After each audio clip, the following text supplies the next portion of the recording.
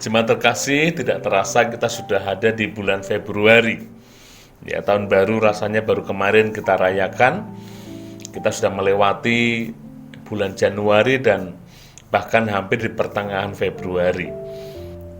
Tentunya dalam kehidupan kita sangat beragam dan ada hal-hal yang membuat jemaat-jemaat Tuhan mungkin merasa takut. Ada kejadian-kejadian yang membuat jemaat-jemaat Tuhan mungkin merasa bimbang, gelisah. Oleh karena itu saya ingin mengajak jemaat-jemaat Tuhan untuk merenungkan satu kebenaran firman Tuhan dengan satu tema, tenang. Ya, satu tema pendek, tenang. Mari bersama-sama dengan saya, kita akan buka Matius pasal 14. Matius pasal 14 ayat yang ke-22 sampai 33. Supaya kita mengerti kerangkanya, saya akan bacakan ayat-ayat ini. Matius 14 ayat 22 sampai 33. Sesudah itu Yesus segera memerintahkan murid-muridnya naik ke perahu dan mendahuluinya ke seberang. Sementara itu ia menyuruh orang banyak pulang. Dan setelah orang banyak itu disuruhnya pulang, naiklah Yesus ke atas bukit untuk berdoa seorang diri. Ketika hari sudah malam, ia sendirian di situ. Perahu murid-muridnya sudah beberapa mil jauhnya dari pantai dan diombang-ambingkan gelombang karena angin sakal. Kira-kira jam 3 malam datanglah Yesus kepada mereka berjalan di atas air. Ketika murid-muridnya melihat dia berjalan di atas air, mereka terkejut dan berseru, "Itu hantu!" Lalu berteriak-teriak karena takut. Tetapi segera Yesus berkata kepadanya, "Tenanglah, ini aku, jangan takut." Lalu Petrus berseru dan menjawab dia, "Tuhan, apabila Engkau itu, suruhlah aku datang kepadamu berjalan di atas air." Kata Yesus, "Datanglah." Maka Petrus turun dari perahu dan berjalan di atas air mendapatkan Yesus. Tetapi ketika dirasanya tiupan angin, takutlah ia dan mulai tenggelam lalu berteriak, "Tuhan, tolonglah aku." Segera Yesus mengulurkan tangannya, memegang dia dan berkata, "Hai orang yang kurang percaya, mengapa engkau bimbang?" Lalu mereka naik ke perahu dan angin pun redalah. Dan orang-orang yang ada di perahu itu menyembah dia, katanya, "Sesungguhnya engkau anak Allah." Amin. Tentunya kita tidak asing dengan cerita ini, dengan kisah ini. Ya, Yesus berjalan di atas air. Kita melihat satu situasi yang memang tidak lazim, situasi yang tidak biasa. Manakala kita melihat ada orang yang bisa berjalan di atas air. Mungkin kita mendapati ada film-film yang ada orang yang bisa berjalan di atas air, tapi tentunya itu dengan teknik-teknik dan trik-trik. Ya, jemaat terkasih, di peristiwa ini kita melihat Petrus ingin membuktikan kalau itu memang engkau Yesus, suruhlah aku berjalan di atas air. Lalu Yesus berkata, "Datanglah." Iman Petrus menjadi bangkit, ya. Iman Petrus menjadi bernyala-nyala dan dia mulai berjalan di atas air, menapak di atas air, dan benar, ya. Petrus bisa berjalan di atas air. Tapi apa yang terjadi? Dikatakan di sana, karena angin, karena hembusan angin, karena ombak, Petrus tenggelam. Ya. Karena situasi yang terjadi di sekitarnya, Petrus menjadi takut, Petrus menjadi bimbang, Petrus menjadi kecil nyalinya sehingga dia tenggelam. Nah, sampai di sini kita melihat peristiwa ini. Waktu Petrus dengan tenang, dia menapakkan kakinya, dia menatap Yesus, dia berjalan ke depan. Petrus bisa berjalan di atas air. Tapi waktu Petrus mulai bimbang dan takut, Petrus tenggelam.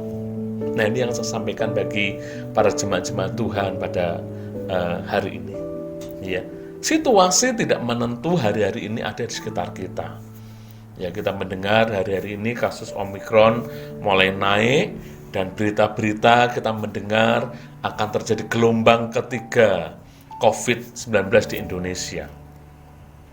Mungkin kita merasa cemas, takut.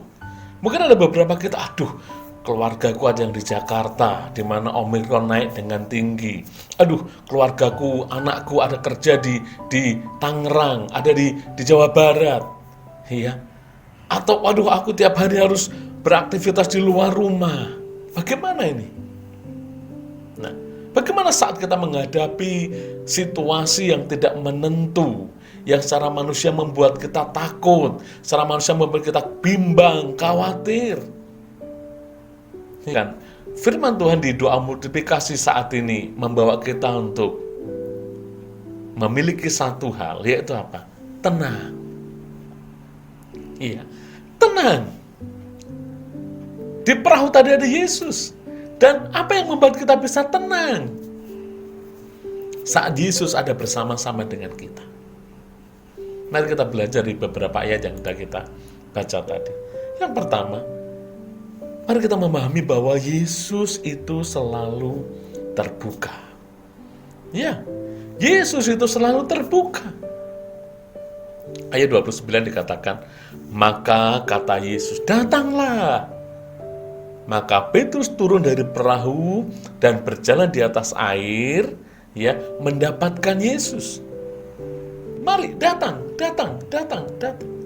Yesus selalu terbuka. Di saat situasi apapun yang terjadi dalam kehidupan kita, saat kita mau memandang Yesus, mau kita datang pada Yesus, Yesus selalu terbuka dan berkata, come here, datanglah. Iya. Dalam kitab Matius dikatakan, mari kepadaku siapa yang letih, lesu, dan berbeban berat, aku akan mendatangkan kelegaan kepadamu. Wow, luar biasa. Ya, luar biasa. Yesus selalu terbuka. Aduh Pak, aku malu kalau mau datang pada Tuhan. Aku sedang berdosa saat ini. Aku sedang melakukan pekerjaan yang tidak berkenan di hadapan Tuhan saat ini. No. Justru karena engkau sedang berdosa saat ini, saya boleh katakan kepada Anda, datang pada Yesus. Ya, datang pada Yesus. Dia terbuka. Datang pada Yesus. Dia akan menerima. Ya, dia akan memberikan kelegaan kepada.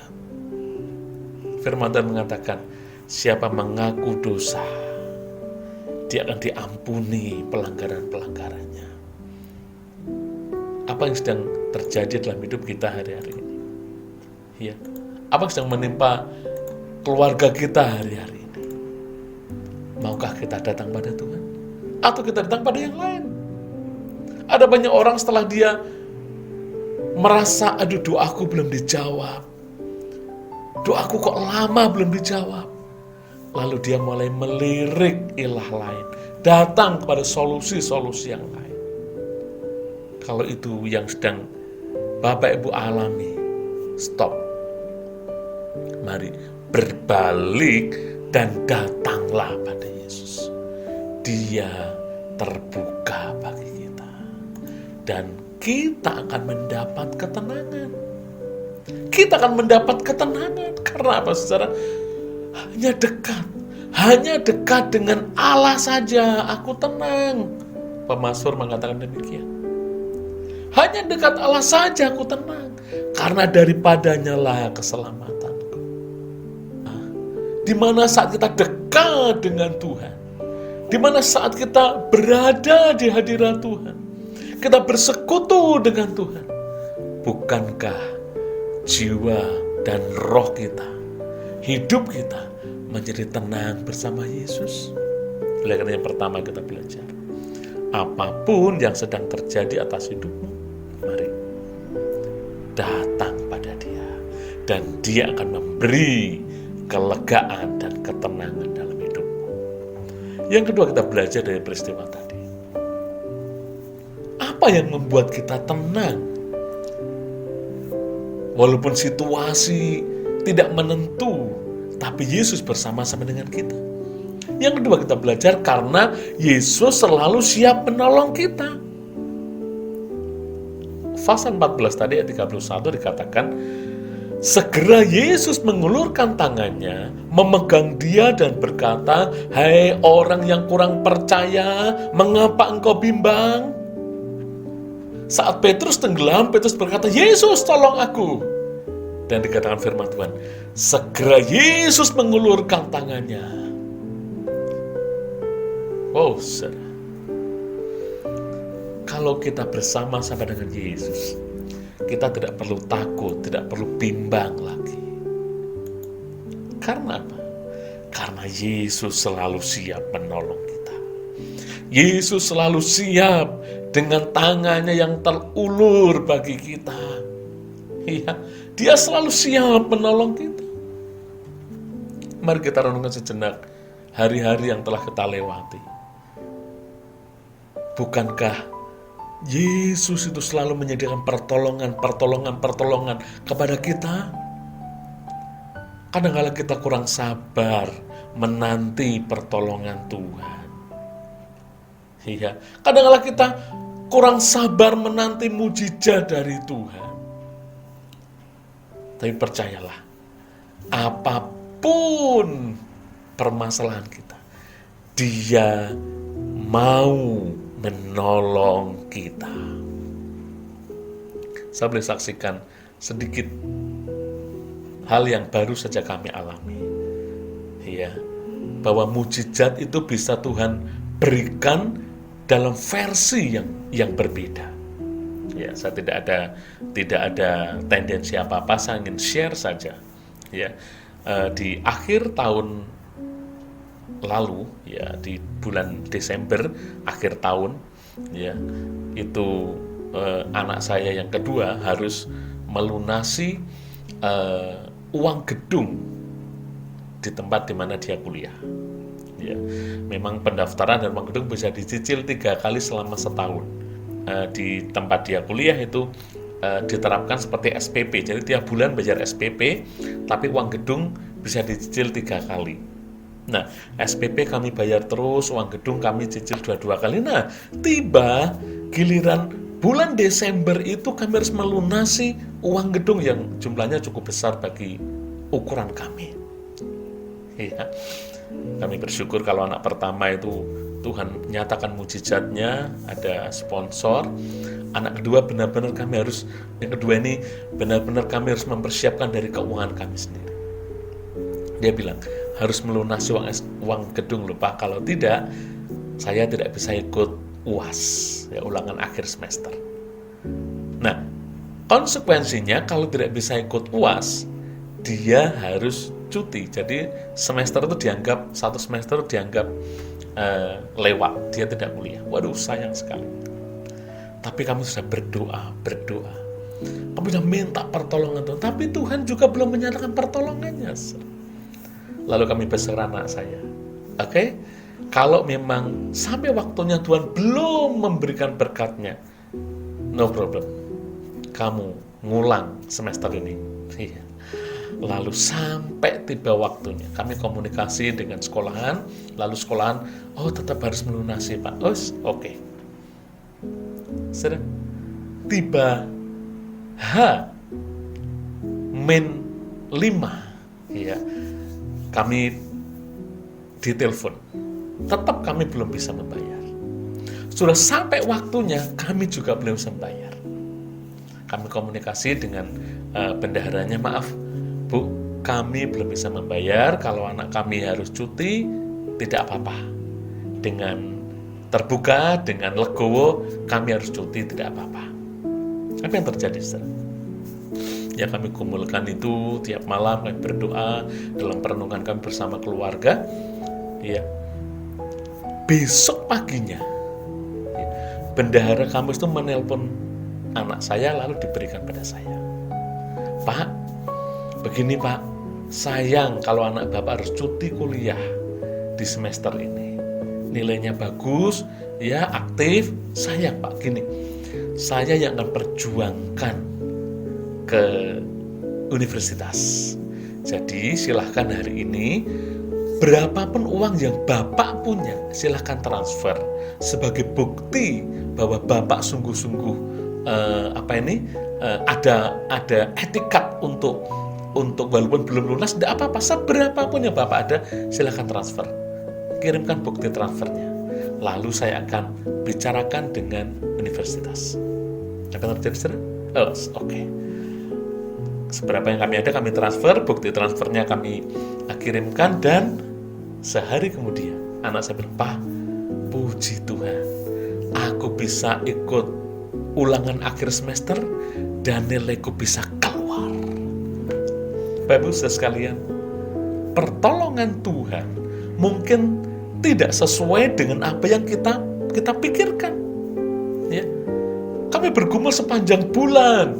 Ya, wah, mungkin kalau kita berpikir, wah Tuhan siapkan pertolongan, ada orang langsung tanya, "Pak, berapa nomor rekeningnya?" Lalu aku transfer, wah tiba-tiba pas jumlahnya. Kan kita banyak dengar ya, kesaksian-kesaksian seperti itu. Wah, jumlahnya pas.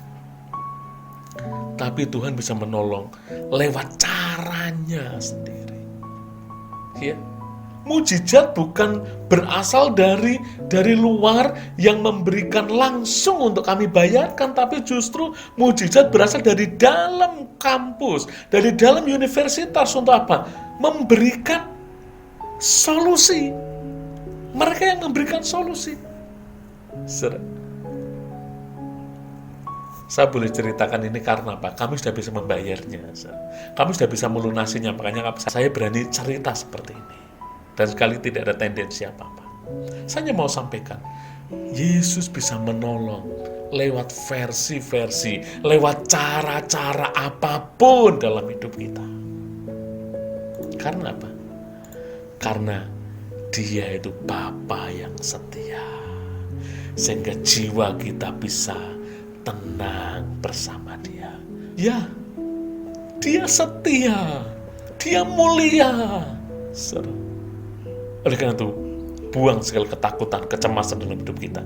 Karena Yesus selalu siap menolong kita, katakan amin. Yang terakhir kita belajar. Kalau Yesus ada bersama-sama dengan kita bisa tenang. Mengapa, saudara? Karena Yesus adalah Tuhan atas alam semesta. Ayat 33 dikatakan di sana. Dan orang-orang yang berada di perahu itu menyembah Dia, katanya, "Sesungguhnya Engkau Anak Allah." Mari kita belajar dari ayat terakhir ini. Iya. Yesus itu adalah Tuhan atas alam semesta. Bayangkan, ya, ada angin sakal, ada gelombang laut, ya. Yesusnya berkata, "Tenang, tenang." Lalu danau itu pun teduh sekali. Bukankah Yesus yang berkuasa atas alam? Bukankah Yesus yang berkuasa atas ombak, atas bumi ini? Dia juga berkuasa atas hidup setiap kita. Sehingga saat kita terpuruk sekalipun, sehingga saat kita mengalami hal-hal yang sangat dalam sekalipun, Dia siap menolong kita. Karena Dia Tuhan yang berkuasa atas alam semesta. Dia Tuhan yang mendengar seruan hati kita. Dia Tuhan yang tak pernah melepaskan kasih-Nya dari hidup kita. Lagi-lagi bagian akhir dari renungan pada saat ini, saya mengajak untuk kita boleh bersama-sama tenang di hadapan Tuhan. Apapun yang terjadi, mari kita bisa tetap tenang, karena Yesus itu terbuka atas hidup kita. Yesus terbuka dan siap menolong kita. Dan Yesus adalah Tuhan atas alam semesta. Mari satukan hati kita berdoa.